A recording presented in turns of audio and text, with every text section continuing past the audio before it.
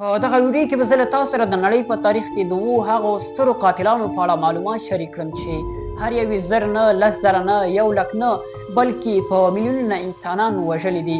همدارنګه تاسو به د دوی له نومونو سره هم اشنا شئ، دوی د کوم هیوادونو پورې تعلق ساتل، د دوی هدف او مقصد څه و چې دوی دومره لوی ظلم او وحشت ترسره کړ چې د دوی دغه ظلم او وحشت به هیڅ کله تاریخ هیر نه کړي او د دوی دغه ظلم او وحشت به تل د انسانیت په تاریخ کې په سرو لیکو ولیکل شي.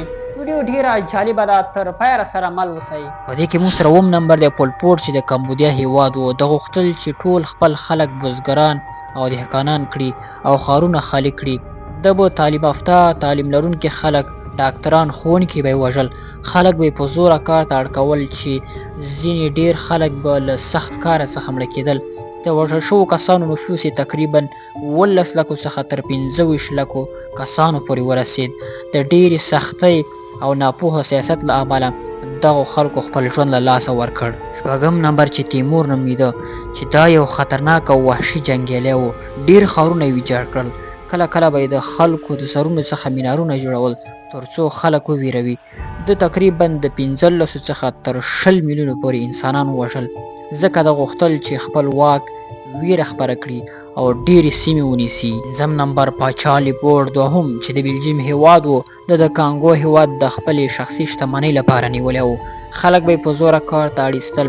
هر چا به چې کار کم وکړ یا به یې ترې لاسونه پرې کول او دا دومره ظالم و یا به یې هم واژه.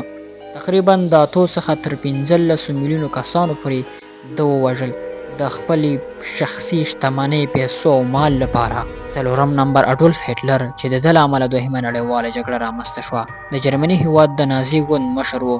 د مسلمانانو، یهودانو او مخالفینو سخت دښمن و. د نسل پرستۍ فکر یې درلود چې ځان یې تر نورو لوړ باله.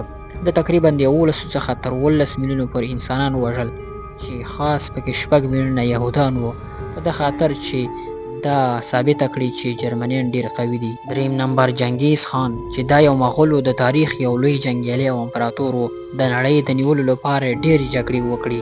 کله به چې یو ښار ورته نه تسلیمېده نو ټول خلک به یې وژل. د تقریبا د 10 څخه تر 40 میلیونو پورې انسانان وژل، په دې خاطر چې خپله امپراتوري لویه او پراخه کړي او ټوله نړۍ ونیسي. دویم نمبر جوزف سټالین چې د شوروي اتحاد ډېر سخت او ظالم واکمن و. مخالفین به یې خپل اعدامول. ډېر خلک د ده په امپراتورۍ کې د لوږې، سړې هوا او سخت کار له امله مړه شول.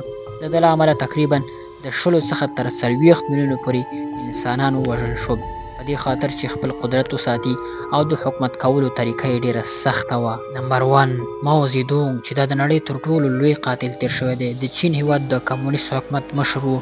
ډېر خلک د ده د مشرۍ په وخت کې د قحطۍ، لوږې، سختو قوانینو او جبري کارونو له امله مړه شول. ده غوښتل چې چین ډېر زر ځواکمن شي، خو پلانونه یې ناکام شول چې له وجې تقریبا د 40 څخه تر 80 میلیونو پورې خلک ووژل شول، په دې خاطر چې د ده اقتصادي پالیسي غلطه وه، لوږې او ظالم حکومت موجود و. دا و د نړۍ په تاریخ کې تر ټولو لوی قاتلین چې د دوی مقصد واک، شتمني، مال، تعصب او د دوی په زړه کې نفرت و. نو که ستاسو زموږ ویډیو خوښه شوې وي نو موږ در سره فالو او سبسکرایب کړئ.